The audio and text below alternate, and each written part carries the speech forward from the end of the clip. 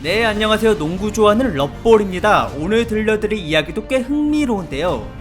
세상을 살아가는 데 있어서 가족은 원초적으로 매우 소중한 집단이며, 그렇기에 여기에서 중심을 맡아 구성원들을 지키고 이끌어야 하는 가장은 항상 그 누구보다도 더 많이 분발해야 한다는 막중한 책임감을 가지고 있습니다. 그래서 이러한 역할은 언제나 경험이 많고 노동에 대한 생산성이 높은 어른들이 맡아왔는데요. 하지만 이는 그저 보편적인 것일 뿐, 비록 소수이긴 하나 피치 못한 사정으로 어린 나이에 가족을 책임지고 있는 열악한 케이스도 존재하며, 이 같은 상황에 놓여진 사람들은 보통 소녀 또는 소년 가장이라고 불립니다. 그리고 이러한 단어는 스포츠에서도 자주 쓰이는데, 그런 의미로 오늘은 18살의 어린 나이에 NBA 데뷔해서 일찍이 리더를 맡고 자신의 팀을 어떻게든 살려보고자 열심히 노력 중인 농구계의 소년가장 데빈 부커 선수를 소개해볼까 합니다. 그는 데뷔 1년차부터 이미 수많은 슈퍼스타들에게 칭찬을 받으며 장차 미래의 NBA를 대표할 유망주로 엄청난 주목을 받았는데요. 루키임에도 불구하고 자기 앞에 견제가 있든 말든 항상 패기있게 슛을 던졌던 부커는 끝내 과거 레전드들과 어깨를 나란히 할 만한 기록들을 세우기까지 하였습니다. 그러나 아이러니하게도 이런 눈부신 활약 뒤에는 언제나 공허함이 밀려왔으니, 대체 그는 무엇이 마음에 들지 않길래 매년 시즌이 끝날 때마다 이리 불행한 표정을 짓고 있는지 지금부터 한번 알아보도록 하겠습니다.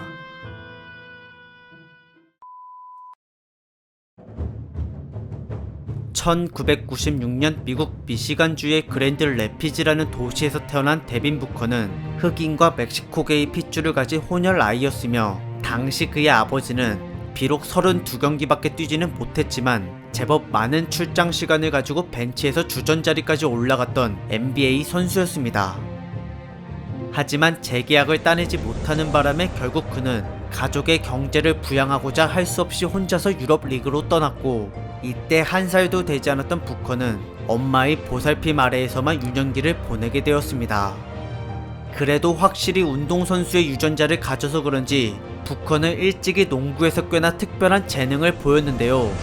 12살 때 이탈리아를 방문해 생애 처음으로 아버지의 경기를 인상 깊게 관람했던 그는 이를 계기로 더욱더 농구 선수에 대한 꿈을 확고히 가졌다고 합니다. 이런 아들의 결심에 감명을 받은 아버지는 그 꿈을 이루어주기 위해 그해 시즌이 끝나자마자 은퇴를 선언한 뒤 미국으로 건너가 부커의 잠재력을 상세하게 지켜보기 시작하였고, 그로부터 몇 년 후 부커가 고등학교 1학년을 끝내는 시점이 되었을 때 아버지는 그를 반드시 NBA에 보내고자 자신이 직접 트레이닝 시키기로 마음을 먹었습니다. 당시 이 둘은 이제까지 각자 따로 살고 있었지만, 아내를 어렵게 설득해서 아들을 자기 집으로 데려간 아버지는 동시에 전학까지 완료시켜놓고 그 즉시 계획해놨던 지옥 훈련들을 시작하였는데요. 학교를 다니면서 아버지의 개인 지도까지 받아야 했던 부커는 셀 수 없을 정도의 무지막지한 슈팅 연습과 신체 단련, 그리고 심지어 상대의 더티 플레이에도 강하게 맞서는 깡따구까지 등 험악한 프로 세계에서 살아남기 위해 필요한 요소들을 3년 동안 모두 습득해 나갔습니다. 그로 인해 매년 비약적으로 성장하게 된 부커는 고등학교 2학년 때 평균 22.8득점, 3학년 때에는 29.7득점, 그 다음 마지막 4학년 졸업반 때에는 32.8득점을 기록하면서 미국 엘리트 유망주 반열에 들어서게 되었고, 또한 그러한 높은 수준의 선수들만 초청을 받는 캠프에도 여러 번 참가하여 자신의 실력을 스카우터들에게 유감없이 보여주었습니다. 이에 그는 명문으로 손꼽히는 켄터키 대학교에 진학할 수 있게 되었고, 여기에서도 어김없이 정교한 슈팅력을 자랑하였는데요.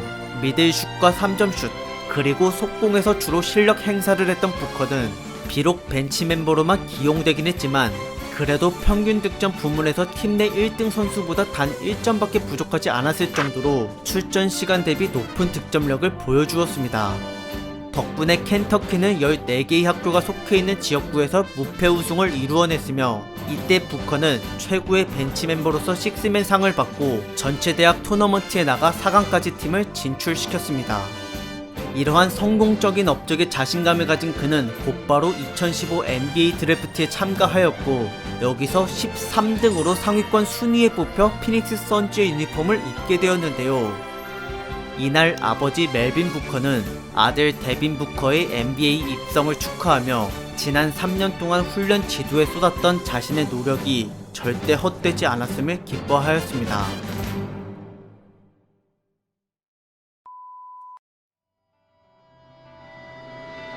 (2015년 10월 28일) 자신의 생일보다 이틀 더 일찍 열린 개막전에 18살의 나이로 출전하게 된 데빈 부커는 NBA 역사상 대학을 거쳐서 온 선수들 중에서 데뷔를 가장 빨리 치른 선수가 되었고, 이것은 그가 앞으로 세울 슈퍼스타급의 잠재력이 보일만한 기록들 중 첫걸음이 되었습니다.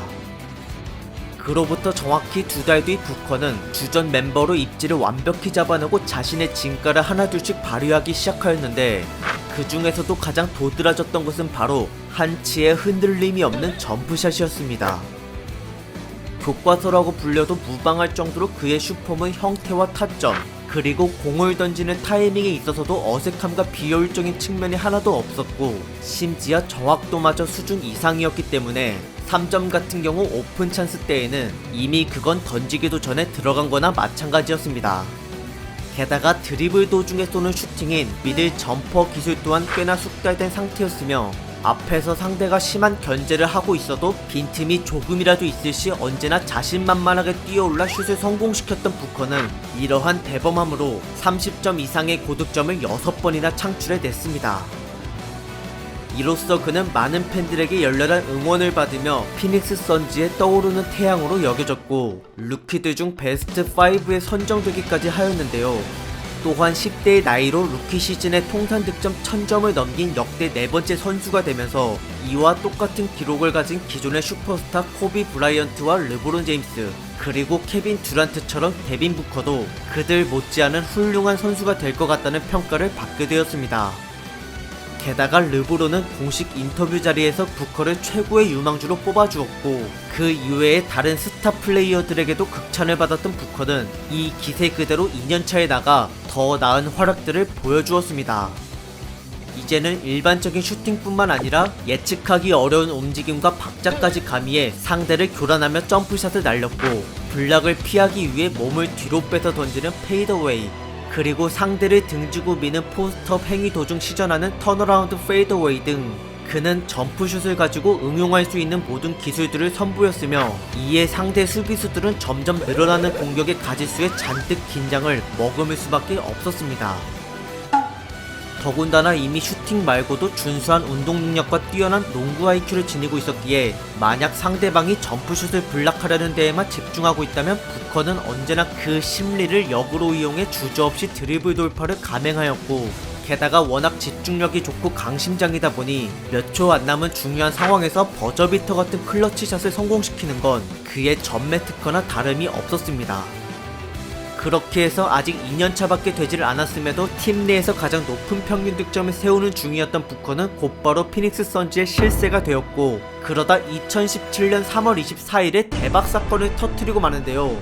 이날 그는 놀랍게도 동부에서 1등인 보스턴 셀틱스를 상대로 혼자서 무려 70득점이라는 상상치 못한 기록을 세우고 말았습니다. NBA 역사상 한 경기에 70득점 이상을 뽑아냈던 선수는 과거 코비 브라이언트를 비롯한 5명에 불과했는데, 부커는 이 슈퍼스타들의 대열에 최연소로 이름을 올렸으며, 실제로 정확히 1년하고 하루 전에 펼쳤던 코비 브라이언트와의 맞대결 이후 그에게 선물로 받았던 보라색 농구화에는 비 레전더리, 전설이 되어라라는 글귀가 적혀 있었습니다. 정말로 부커는 자신과 똑같이 드래프트에서 13번째로 뽑혔던 레전드 코비의 말처럼 NBA에서 역대급 전설이 될 만한 기록을 세웠고, 그 다음 3년차에는 평균 24.9득점과 3점슛 콘테스트 우승까지 달성해내면서 명실상부 리그 최고의 슈터로 올라섰는데요. 이와 동시에 그는 시즌이 끝난 뒤 프랜차이즈 스타가 되어달라는 의미로 피닉스 구단으로부터 총 1억 5,800만 달러의 5년짜리 최대치 계약을 받아냈고, 그로 인해 부커가 슈퍼스타급의 잠재력을 가졌다는 것이 입증되었습니다. 하지만 이건 그저 단순히 잠재력에 불과할 뿐, 부커가 달성해낸 업적 중 미래의 슈퍼스타가 될 만한 실질적인 것은 아직 아무것도 없었습니다.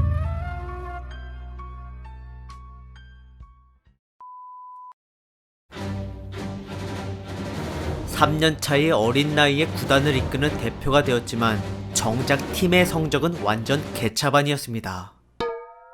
서부 컨퍼런스에서 14등, 15등, 15등.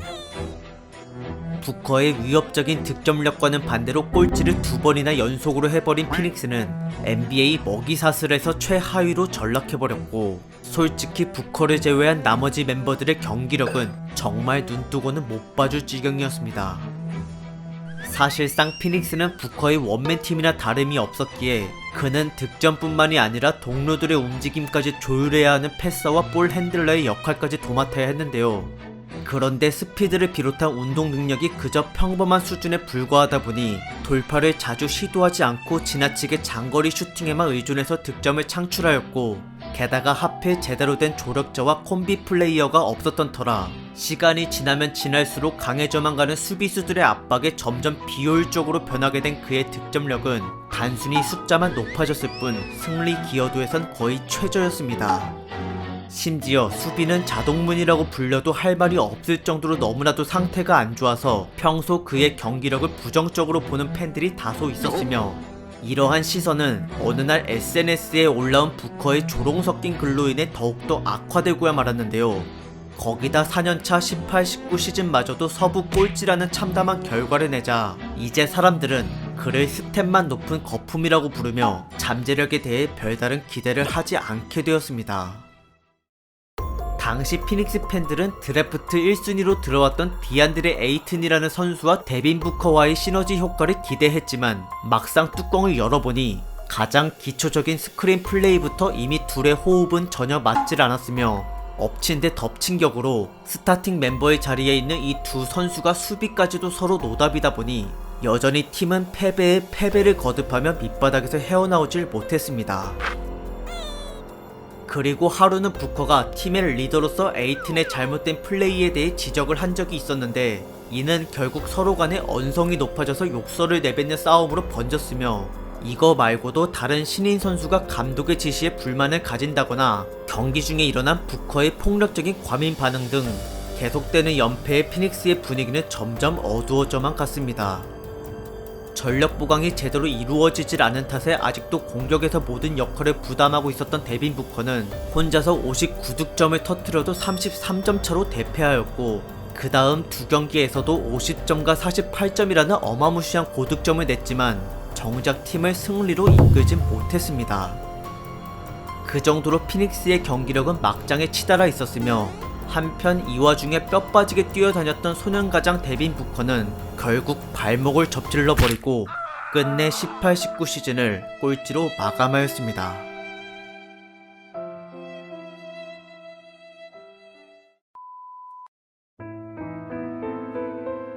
실망스러운 결과였지만 새롭게 맞이한 5년차 19-20 시즌은 확실히 달랐습니다.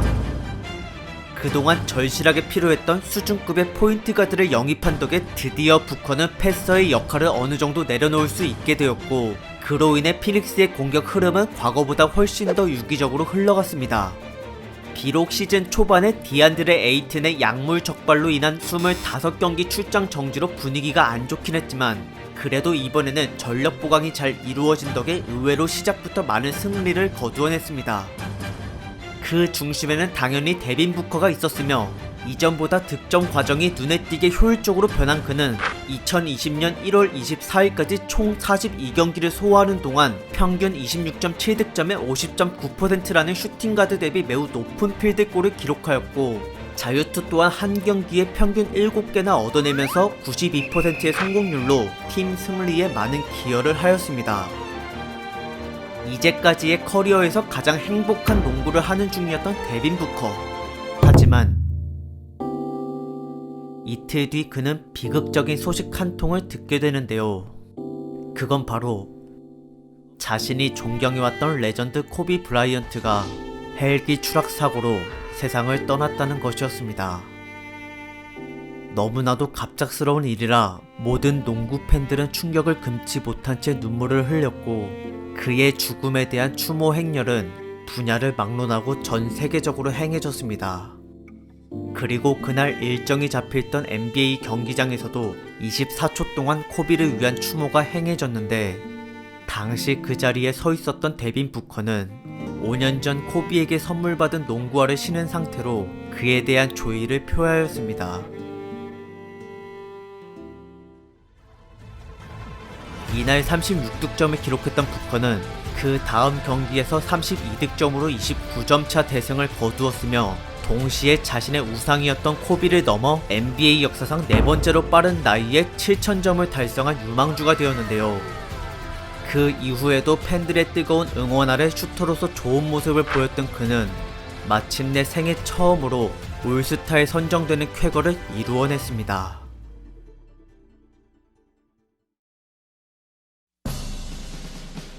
과거 코비 브라이언트가 농구화에 적어주었던 비 레전더리 전설이 되어라. 그 경지에 도달하기까지 필요한 수많은 업적들 중에서 데빈 부커는 이제 막 올스타로 첫 걸음을 내딛었습니다.